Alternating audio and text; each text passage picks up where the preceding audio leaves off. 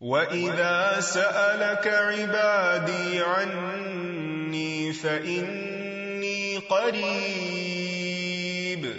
أُجِيبُ دَعْوَةَ الدَّاعِ إِذَا دَعَانِ فَلْيَسْتَجِيبُوا لِي وَلْيُؤْمِنُوا بِي لَعَلَّهُمْ يَرْشُدُونَ نحمده ونصلي على رسوله الكريم اما بعد فاعوذ بالله من الشيطان الرجيم بسم الله الرحمن الرحيم رب اشرح لي صدري ويسر لي امري واحلل عقدة من لساني يفقهوا قولي۔ السلام علیکم ورحمۃ اللہ وبرکاتہ۔ ناظرین، پروگرام دعا کیجیے کے ساتھ آپ کی خدمت میں حاضر ہیں۔ آج ہم انشاءاللہ عذاب قبر اور فتنہ قبر سے حفاظت کی دعاؤں کے موضوع پر آپ سے گفتگو کریں گے۔ دعا مشکلات کو دور کرنے کا ذریعہ ہے، خواہ وہ دنیا کی مشکلات ہوں یا آخرت کی مشکلات، اور آخرت کی منزلوں میں سے سب سے پہلی منزل قبر ہے، جس میں ہر انسان کو آزمایا جائے گا، اس کا امتحان لیا جائے گا۔ ایک تو بڑا امتحان ہے قیامت کے دن، لیکن ایک چھوٹا امتحان ہے قبر کے اندر بھی۔ جس طرح دنیا بھی ایک امتحان ہے، اس زندگی میں بھی ہمیں طرح طرح کے امتحانات سے واسطہ پیش آتا ہے۔ اللہ سبحانہ وتعالیٰ نے ہمیں پیدا ہی اس لیے کیا، جیسے سورۃ الملک میں آتا ہے، خلق الموت والحیات لیبلوکم ایکم احسن عملا، کہ اس نے زندگی اور موت کو اس لیے بنایا کہ تمہیں آزما کر دیکھے کہ تم میں اچھے کام کون کرتا ہے۔ تو گویا اس زندگی میں بھی انسان کا ایک امتحان ہو رہا ہے، اور دیکھا یہ جا رہا ہے کہ کون ٹھیک کر رہا ہے اور کون غلط۔ اور پھر اس کے بعد قبر میں بھی اس کا ایک ٹیسٹ ہے، 3 اہم سوال اس سے کیے جائیں گے، اور اس میں جو کامیاب ہوگا اسی کے لیے قبر جنت کے ٹکڑوں میں سے ایک ٹکڑا بن جائے گی۔ اور پھر قبر سے اٹھائے جانے کے بعد قیامت کے دن پھر اس کا حساب ہوگا، اور وہ اصل حساب ہے۔ اس کے بعد اس کے لیے ہمیشہ ہمیشہ کی یا راحتیں ہیں یا عذاب ہیں، اس کا فیصلہ کر دیا جائے گا۔ تو اس لیے انسان کو عمل کے ساتھ ساتھ اللہ سبحانہ وتعالیٰ سے دعا کرتے رہنا چاہیے، تاکہ وہ ہر طرح کی مشکلات سے نجات پا سکے اور ہر امتحان میں کامیاب ہو سکے، ہاں وہ دنیا کا ہے یا آخرت کا ہے۔ اللہ سبحانہ وتعالیٰ اسی دعا کے ذریعے اپنے بندوں کو ہر طرح کی بے چینیوں اور کرب سے نجات دیتے ہیں، جیسا کہ قرآن مجید میں آتا ہے، وَنُوحًا إِذْ نَادَى مِن قَبْلُ فَاسْتَجَبْنَا لَهُ فَنَجَّيْنَاهُ وَأَهْلَهُ مِنَ الْكَرْبِ الْعَظِيمِ۔ اور نوح کو بھی ہم نے اپنی رحمت میں داخل کیا علیہ السلام، جب اس نے اس سے پہلے پکارا تو ہم نے اس کی دعا قبول کر لی، پھر اسے اور اس کے گھر والوں کو شدید بے چینی سے نجات دی۔ تو شدید بے چینی کے عالم میں انسان کو اللہ سبحانہ وتعالیٰ کی طرف رجوع کرنا چاہیے۔ اور یہ بطور مثال ہمیں بتایا گیا کہ نوح علیہ السلام نے جب اپنے کرب اور بے چینی میں اللہ سبحانہ وتعالیٰ کو پکارا تو اللہ تعالیٰ نے ان کی پکار سن لی۔ اسی طرح باقی سب لوگ بھی اپنی بے چینیوں میں اپنے رب کو پکاریں۔ یاد رکھیے، دنیا کی بے چینیوں میں تو ہم رب کو پکار سکتے ہیں، لیکن قبر کے اندر پائے جانے والے کرب اور بے چینی میں انسان جتنا بھی پکارے گا اس وقت فائدہ نہ دے گا۔ اس لیے ضروری ہے کہ دنیا میں ہی انسان اپنے فیوچر کے بارے میں سوچتے ہوئے، اپنے مستقبل کی پریشانی اور بے چینیوں کے بارے میں سوچتے ہوئے آج دعا کرے، اور دعا کرنے سے پہلے اللہ سبحانہ وتعالیٰ کی حمد و ثنا اور نبی صلی اللہ علیہ وسلم پر درود شریف پڑھے۔ جہاں تک قبر کا تعلق ہے تو قبر آخرت کی منزلوں میں سے سب سے پہلی منزل ہے، اور قبر سے زیادہ ہولناک منظر کوئی نہیں۔ رسول اللہ صلی اللہ علیہ وسلم نے فرمایا، قبر آخرت کی پہلی منزل ہے، اگر وہاں نجات مل گئی تو بعد کے سارے مراحل آسان ہو جائیں گے، اور اگر وہاں نجات نہ ملی تو بعد کے سارے مراحل دشوار ہو جائیں گے، یعنی مشکل ہو جائیں گے۔ رسول اللہ صلی اللہ علیہ وسلم نے یہ بھی فرمایا کہ اللہ کی قسم، میں نے جتنے بھی مناظر دیکھے، جتنے سینز دیکھے ہیں، قبر کا منظر ان سب سے زیادہ ہولناک ہے، خوفناک ہے۔ اور ویسے بھی انسان اگر امیجن کرے کہ زمین کے اندر ویرانے میں، قبرستان میں، کئی فٹ زمین کے اندر نیچے اندھیری کوٹھڑی، جس میں انسان کا لحاف بھی مٹی ہے اور اس کا بچھونا بھی مٹی ہے، اور وہاں کسی قسم کی کوئی لائٹ بھی نہیں، کوئی پنکھا نہیں، کچھ بھی نہیں، تو وہ کیسا منظر ہوگا؟ تو نبی صلی اللہ علیہ وسلم نے سچ فرمایا کہ میں نے اس سے زیادہ ہولناک منظر کوئی اور نہیں دیکھا۔ پھر اسی طرح یہ ہے کہ جیسے دنیا میں انسان خوشی اور غم دیکھتا ہے، قبر میں بھی انسان کو یا خوشی ہوتی ہے یا غم ہوتا ہے، اور وہاں کا عذاب بھی برحق ہے اللہ کے نافرمانوں کے لیے، مجرموں کے لیے۔ اس سلسلے میں ایک حدیث آتی ہے کہ ایک یہودی عورت حضرت عائشہ رضی اللہ تعالی عنہا کے پاس آئیں اور اس نے عذاب قبر کا ذکر چھیڑ دیا اور کہا کہ اللہ تجھے عذاب قبر سے محفوظ رکھے۔ اس پر حضرت عائشہ رضی اللہ تعالی عنہا نے رسول اللہ صلی اللہ علیہ وسلم سے عذاب قبر کے بارے میں دریافت کیا۔ آپ نے اس کا جواب دیا کہ ہاں، عذاب قبر حق ہے، یعنی واقعی ہے۔ تو حضرت عائشہ نے بیان کیا کہ پھر میں نے کبھی ایسا نہیں دیکھا کہ آپ صلی اللہ علیہ وسلم نے کوئی نماز پڑھی ہو اور اس میں عذاب قبر سے اللہ کی پناہ نہ مانگی ہو، یعنی ہمیشہ آپ صلی اللہ علیہ وسلم ہر نماز میں اللہ سبحانہ وتعالی سے دعا کرتے کہ وہ عذاب قبر سے محفوظ رکھیں۔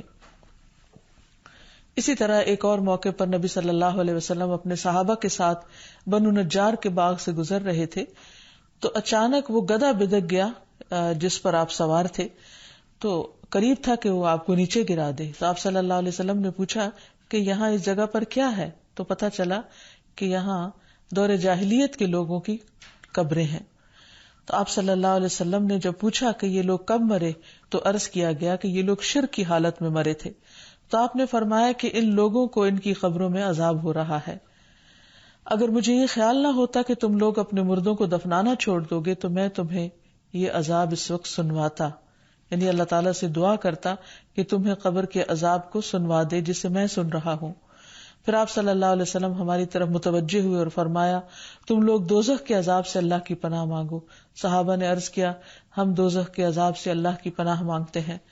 پھر اسی طرح آپ نے فرمایا کہ تم قبر کے عذاب سے اللہ کی پناہ مانگو، تو صحابہ نے عرض کیا نعوذ باللہ من عذاب القبر، کہ ہم قبر کے عذاب سے اللہ کی پناہ مانگتے ہیں، یعنی اللہ تعالی ہمیں اس سے محفوظ رکھے۔ تو بہرحال قبر کی نعیم و راحت کو حاصل کرنے کے لیے اور تکلیفوں سے بچنے کے لیے اللہ تعالیٰ سے دعا کرنی چاہیے۔ جہاں تک قبر کے سوال و جواب کا تعلق ہے تو اس کے بارے میں حدیث میں آتا ہے نبی صلی اللہ علیہ وسلم نے فرمایا کہ جب انسان کو دفن کر کے اس کے ساتھی چلے جاتے ہیں تو ایک فرشتہ جس کے ہاتھ میں گرز ہوتا ہے آ کر اسے اٹھا دیتا ہے اور اس سے محمد صلی اللہ علیہ وسلم کے متعلق پوچھتا ہے۔ ایک دوسری روایت میں آتا ہے کہ وہ پوچھتا ہے من ربو کا، تمہارا رب کون ہے، ما دینو کا، تمہارا دین کیا ہے، اور پھر وہ نبی صلی اللہ علیہ وسلم کے بارے میں سوال کرتا ہے کہ تم اس آدمی کے متعلق کیا کہتے ہو؟ تو مومن کہتا ہے اشہد ان لا الہ الا اللہ و اشہد ان محمدًا عبدہ و رسولہ، کہ میں اس بات کی گواہی دیتا ہوں کہ اللہ کے علاوہ کوئی معبود نہیں، اور یہ کہ محمد صلی اللہ علیہ وسلم اس کے بندے ہیں اور رسول ہیں۔ یہ سن کر فرشتہ کہتا ہے کہ تم نے سچ کہا۔ کسی نے پوچھا یا رسول اللہ صلی اللہ علیہ وسلم، وہ فرشتہ تو ہاتھ میں گرز لے کر جس کے سامنے کھڑا ہوگا اس پر گھبراہٹ طاری ہو جائے گی، یعنی اس کے حال حلیہ دیکھ کر ہی خوف آنے لگے گا۔ تو نبی صلی اللہ علیہ وسلم نے فرمایا اللہ ایمان والوں کو کلمہ توحید پر ثابت قدم رکھتا ہے، جس کا ذکر سورۃ ابراہیم میں بھی آتا ہے یثبت اللہ الذین آمنوا بالقول الثابت فی الحیات الدنیا وفی الآخرہ، اللہ قول ثابت کے ذریعے دنیا اور آخرت میں اپنے بندوں کو ثابت قدم رکھتا ہے، یعنی کلمہ طیبہ کے ذریعے، یعنی جو شخص سچے دل سے دنیا میں لا الہ الا اللہ کہتا ہے اللہ سبحانہ وتعالیٰ قبر میں بھی اس کو اللہ تعالیٰ کی وحدانیت کے اقرار کے لیے اس کلمے کو یاد کرا دیں گے، اور انسان کے اوپر وہ وحشت پھر طاری نہیں ہوگی، بلکہ مومن اپنی قبر میں پرسکون ہوگا۔ نبی صلی اللہ علیہ وسلم نے فرمایا اگر مرنے والا نیک آدمی ہو تو فرشتے اسے اس کی قبر میں اس طرح بٹھاتے ہیں کہ اس پر کوئی خوف اور گھبراہٹ نہیں ہوتی۔ ویسے بھی قرآن مجید میں آتا ہے الا ان اولیاء اللہ لا خوف علیہم ولا هم یحزنون، خبردار اللہ کے دوستوں کو نہ کوئی خوف ہے اور نہ غم ہوگا۔ پھر اسی طرح یہ ہے کہ قبر میں ہی انسان کو جنت کا لباس اور خوشبو ملتی ہے۔ جب مومن درست جواب دیتا ہے تو ایک آواز لگانے والا آواز لگاتا ہے کہ میرے بندے نے سچ کہا، پس اس کے لیے جنت کا بستر بچھا دو، اس کے لیے جنت میں ایک دروازہ کھول دو، اسے جنت کے کپڑے پہنا دو، پھر جنت کی ہوا اور خوشبو اس کے پاس آتی ہیں اور اس کی قبر حد نگاہ تک کشادہ کر دی جاتی ہے، یعنی کھلی کر دی جاتی ہے۔ جنت کے دروازوں میں سے ایک دروازہ کھول کر اسے اس کی آخری قیام گاہ یعنی جنت میں اس کا جو گھر ہے وہ دکھا دیا جاتا ہے، اور اسے بتایا جاتا ہے کہ یہ ہے وہ جگہ جو اللہ سبحانہ تعالیٰ نے تمہارے لیے تیار کر رکھی ہے، یعنی قیامت کے دن جب تم اٹھو گے اور اپنے حساب کتاب سے فارغ ہوگے تو آخر میں تمہارا مقام یا گھر یہ ہوگا، تو اس سے اس کی خوشی میں اور زیادہ اضافہ ہو جاتا ہے۔ لیکن اس کے برعکس جو شخص اس امتحان میں فیل ہو جاتا ہے اس کے لیے جہنم کے دروازوں میں سے ایک دروازہ کھول کر اس کو جہنم کا ٹھکانہ دکھا دیا جاتا ہے۔ پھر اسی طرح یہ ہے کہ انسان کی قبر وسیع اور روشن کر دی جاتی ہے۔ ابو ہریرہ سے روایت ہے کہ رسول اللہ صلی اللہ علیہ وسلم نے فرمایا، مومن شخص اپنی قبر میں سبز باغیچے میں ہوتا ہے تو اس کے لیے اس کی قبر کو 70 ہاتھ کشادہ کر دیا جاتا ہے اور اس کے لیے 14ویں کے چاند کی طرح روشنی کر دی جاتی ہے، یعنی ایک خوبصورت منظر ہوتا ہے جیسے 14ویں رات کو ہوتا ہے، اور اس کا وہاں جتنا بھی قیام ہوگا، یعنی ایسے بندے کا جو قبر کے امتحان میں پاس ہو گیا، وہ بہت ہی سکون اور امن اور خوشی میں اور خوشنما منظر میں اور خوشنما اور بہترین گھر پہ ہوگا۔ تو اس سے پتہ یہ چلتا ہے کہ جو شخص ایمان کے ساتھ عمل صالح کرتے ہوئے دنیا سے رخصت ہوگا، ایمان پر ہی اس کا خاتمہ ہوگا اور وہ قبر کے امتحان میں کامیاب ہو جائے گا، اس کے لیے قبر کو کشادہ کر دیا جائے گا اور ایک بہترین منظر ہوگا اس گھر میں۔ اس کے برعکس قبر میں عذاب بھی ہے۔ جو شخص قبر کے سوالوں کے جواب نہ دے سکا اس کی وہاں شامت آئے گی، اس کو مار پڑے گی۔ نبی صلی اللہ علیہ وسلم نے فرمایا کہ آدمی جب قبر میں رکھا جاتا ہے اور دفن کر کے اس کے لوگ پیٹ موڑ کر رخصت ہوتے ہیں تو وہ ان کے جوتوں کی آواز سنتا ہے، پھر 2 فرشتے آتے ہیں، اسے بٹھاتے ہیں، پوچھتے ہیں اس شخص کے متعلق تمہارا کیا اعتقاد ہے؟ کافر یا منافق یہ جواب دیتا ہے کہ مجھے نہیں معلوم، میں نے لوگوں کو ایک بات کہتے ہوئے سنا، میں بھی کہتا رہا۔ پھر اس سے کہا جاتا ہے کہ نہ تو نے کچھ جانا اور نہ پڑھا۔ اس کے بعد لوہے کے ہتھوڑے سے اس کے دونوں کانوں کے درمیان بڑے زور سے مارا جاتا ہے اور وہ اتنے بھیانک طریقے سے چیختا ہے کہ 2 بوجھوں یعنی انسان اور جن کے علاوہ ارد گرد کی ساری مخلوق اس کی چیخ سنتی ہے۔ پھر اسی طرح جہنم سے لباس اور بستر آتا ہے، آسمان سے منادی آواز لگاتا ہے، اس نے جھوٹ بولا، اس کے لیے آگ کا بستر بچھا دو، آگ کا لباس پہنا دو۔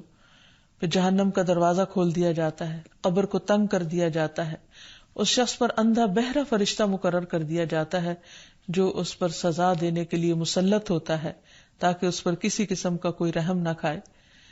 اور پھر قبر میں اس کی نیند کی کیفیت کے بارے میں آتا ہے کہ اس سے کہا جاتا ہے کہ تم منحوش کسی نیند سو جاؤ، اور منحوش کی نیند کا مطلب ہے ایسا آدمی جسے کیڑے مکوڑے اور سانپ ڈستے اور نوچتے رہتے ہیں اور اس پر قبر تنگ کر دی جاتی ہے، تو جس کرب میں وہ مبتلا ہوتا ہے اور اس میں وہ جو سوتا ہے اس نیند کی طرف اشارہ ہے۔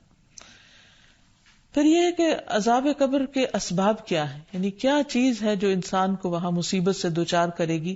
سب سے پہلے تو کفر اور نفاق ہے، جیسے قرآن مجید میں آتا ہے النار یعرضون علیہا، قوم فرعون کے بارے میں، النار یعرضون علیہا غدوا وعشیا ویوم تقوم الساعة ادخلوا آل فرعون اشد العذاب، وہ صبح و شام آگ پر پیش کیے جاتے ہیں، اور جس دن قیامت قائم ہوگی تو حکم ہوگا آل فرعون کو سخت ترین عذاب میں داخل کر دو۔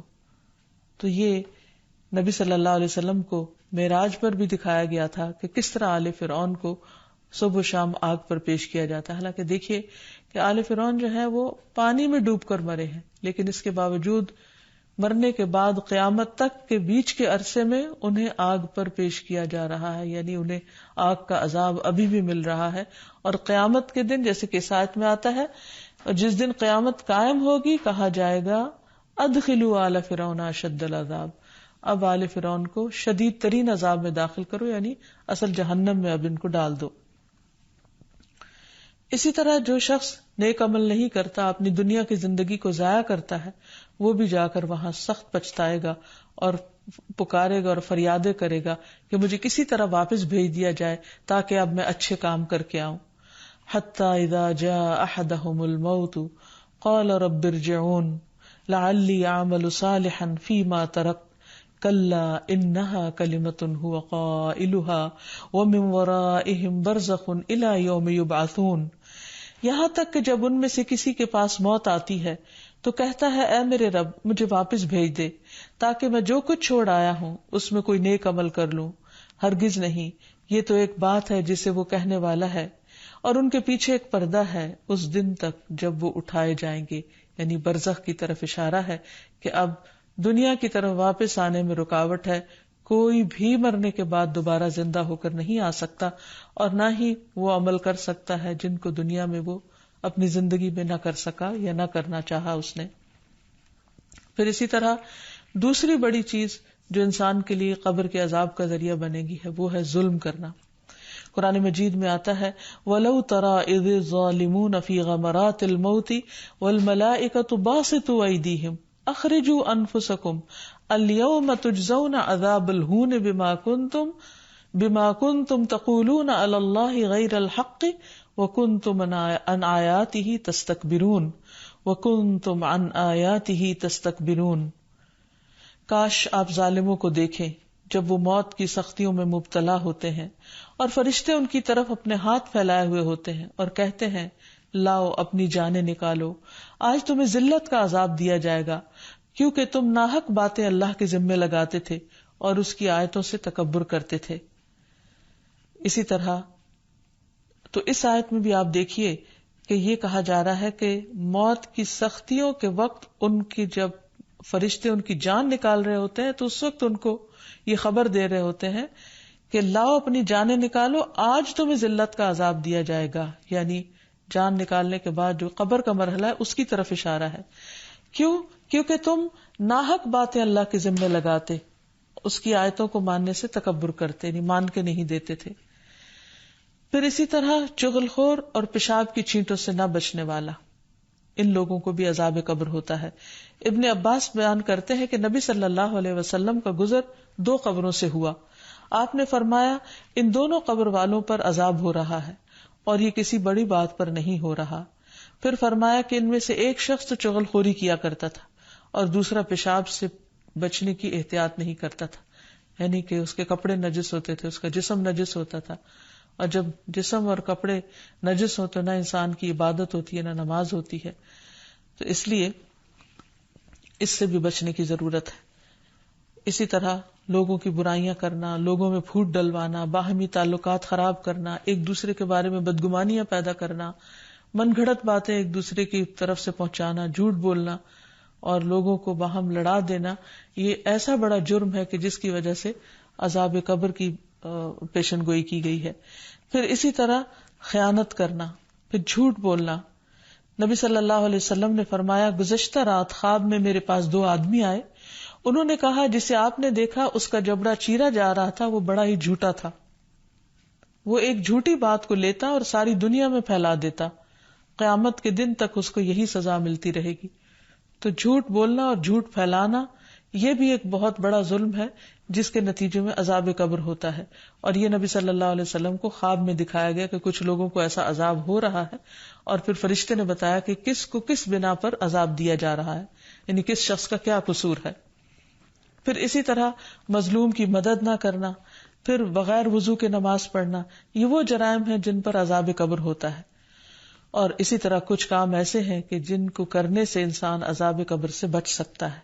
اس میں سب سے پہلے تو اپنے فرائض کو ادا کرنا اور نیک اعمال کرنا، کیونکہ قبر میں جب مردے کو دفن کیا جاتا ہے تو اگر وہ مومن ہوتا ہے تو اس کی نماز اس کے سرہانے ہوتی ہے، روزہ اس کے دائیں جانب ہوتا ہے، زکوٰۃ اس کی بائیں طرف ہوتی ہے، دیگر نیک کام صدقہ خیرات اور نیکی اور لوگوں سے بھلائی کرنا اس کے پاؤں کی طرف سے آ جاتی ہے، اور یہ سارے نیک اعمال اس کو پروٹیکٹ کرتے ہیں اور اس طرح وہ عذاب سے محفوظ رہتا ہے.